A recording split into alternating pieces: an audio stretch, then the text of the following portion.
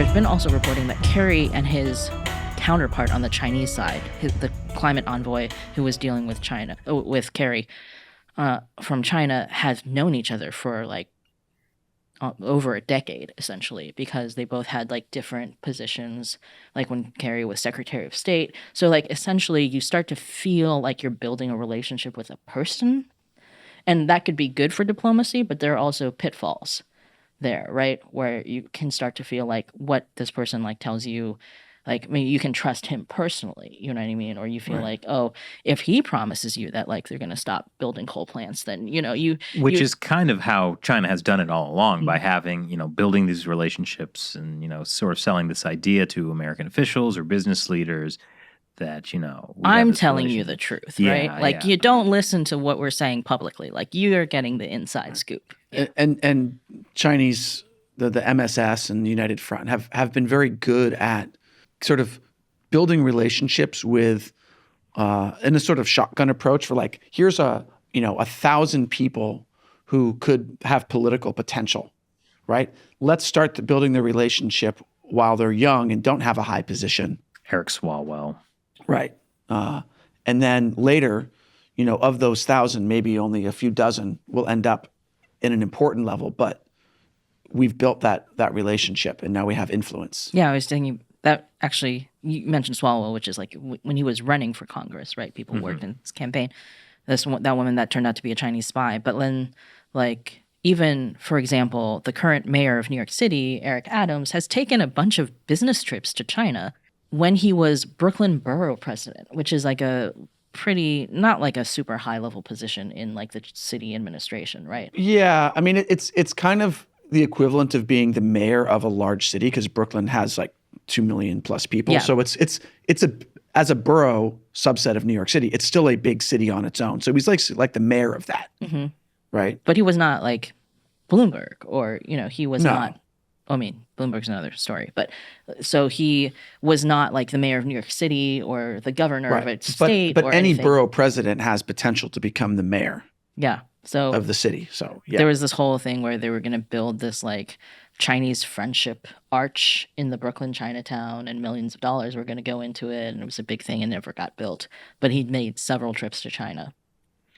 Yeah. So you know, for friendship. You know, to improve business ties between Brooklyn and again, I think the point comes back to the balloon is not the biggest issue we have. But the balloon is a very visible symbol of certain true. Things, right? So I think that's why it became such a big news story, is because it does feel like a throwback to a different time where people were like, oh, wait, this country might be a threat. Yeah, and maybe that's why the government publicizes so much, to sort of get, because the whole TikTok as a threat thing, I don't know how many people are really eating that up, because I think a lot of people really like TikTok and don't want to have it banned.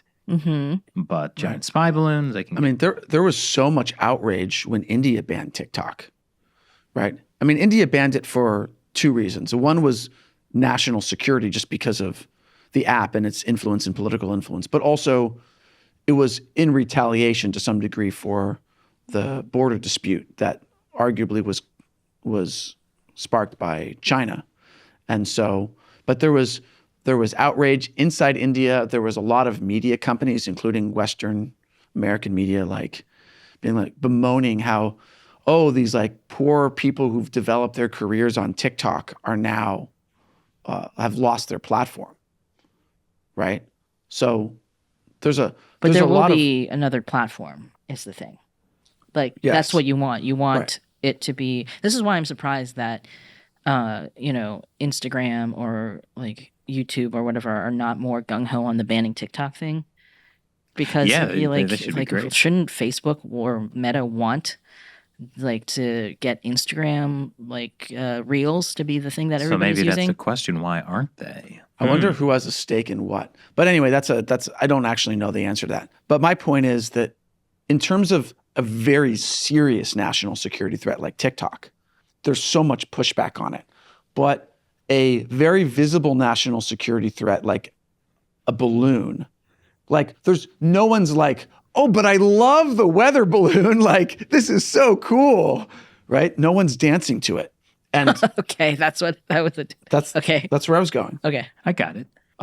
Thank you, Chris. And so therefore, you want to criticize the Chinese balloon. Like, there's no pushback on that, right? Like Where are Actually, the balloons defenders? Like spy balloons are good, actually. Yeah. yeah. Actually, Yeah. I mean, I'm sure there's like some trolls that are going to make that argument, but or the argument that, well, America does it too, or whatever. But like the point is that like all voters can agree, basically, that But it's hard to agree to a nationwide TikTok ban. that's right. Yeah. Yeah. And so it's hard to get, when Chinese private equity firms are investing in, say, U.S. tech startups, right? Like if you ban that, then there's complaints from the tech industry like, hey, you're actually like hurting American China was innovation. giving us all this great money, and you just want to take it away. Well, I mean, there's also different stakeholders. Like I actually got an email from Freedom House that was opposing the TikTok ban.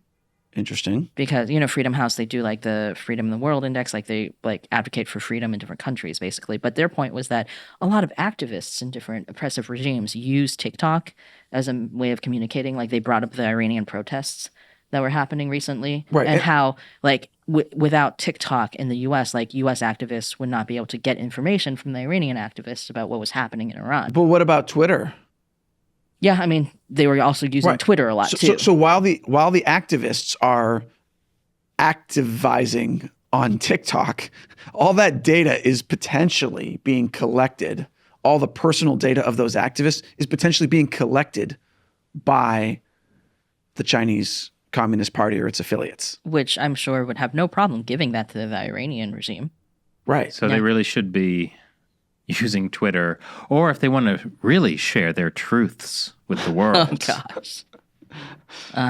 So if only there was some social platform for that. I don't know. Yeah, social truth platform. That's a great name. You should create a platform. Social like that. truth, where you socialize.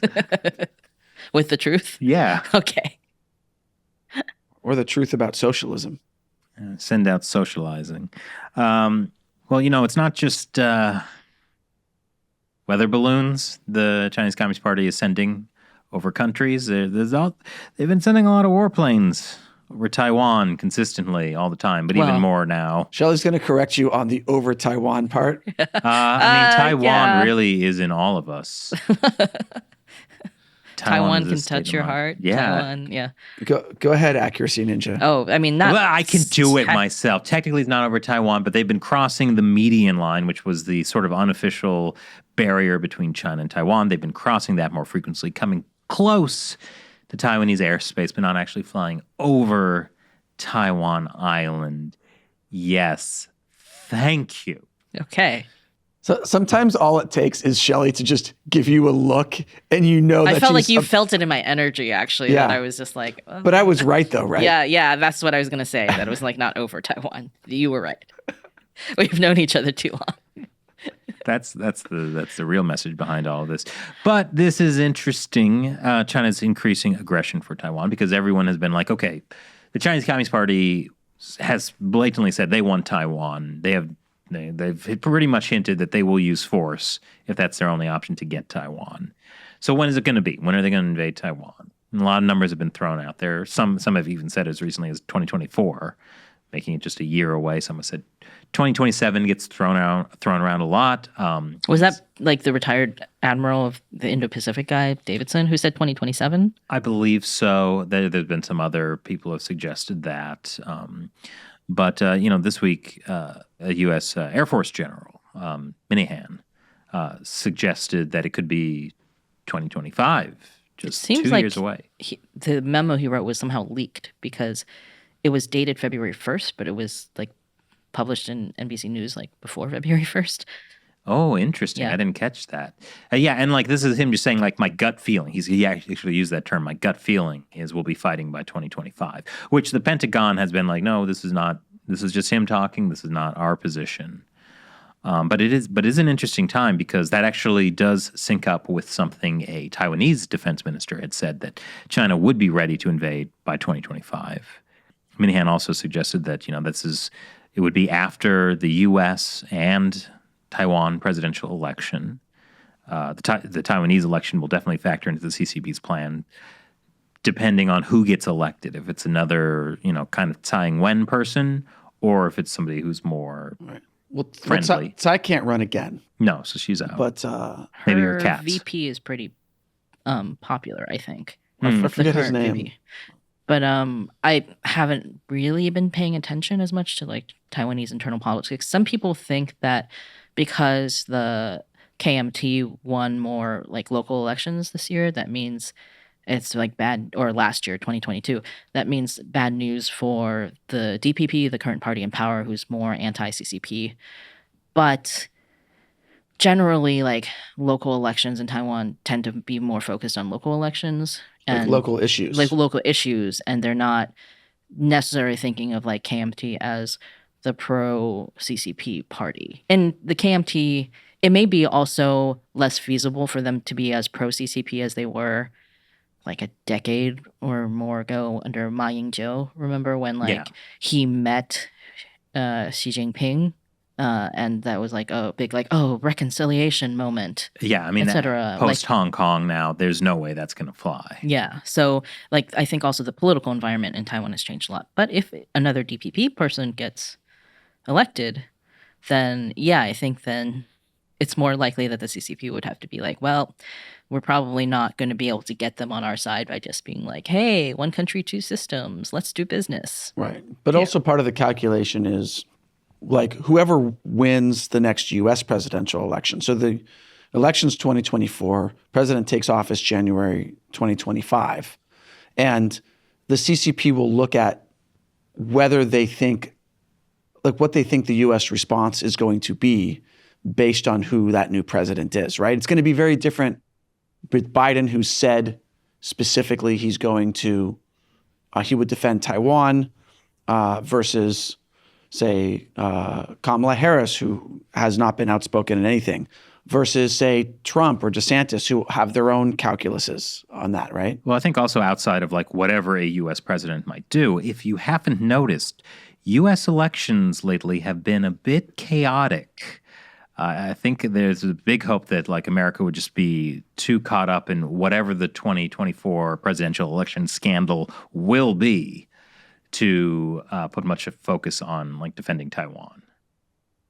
Yeah. I mean, Taiwan's elections are in January, presidential elections. So there's a long time between that and the November U.S. elections. Well, yeah. But so that's why, 2025 as an invasion time, that would be like Arizona will still be counting ballots. I am not ready for the next election cycle. Let's remember this in 2025 where that actually happens. Let's play this.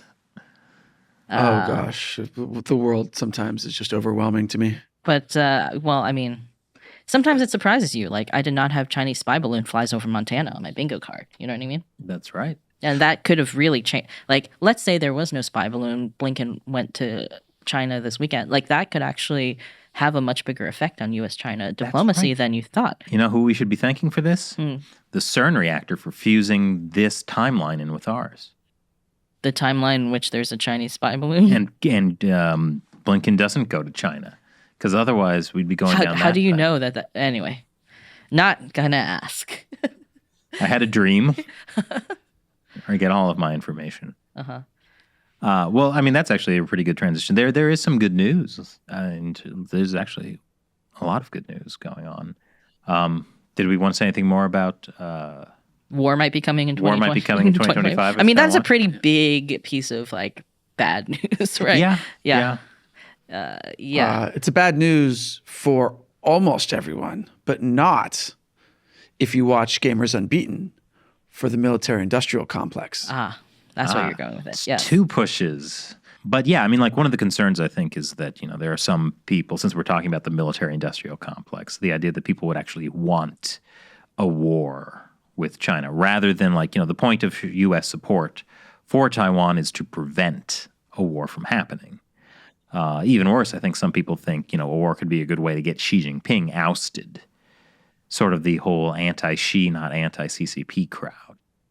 But I mean, that's very That's a risky bet. It's a risky bet, yeah. Yeah, for a number of reasons. Yeah, it's also it's a risky bet where it's not just like you assume past performance will affect future results, but it's like not looking at all at past performance of the CCP.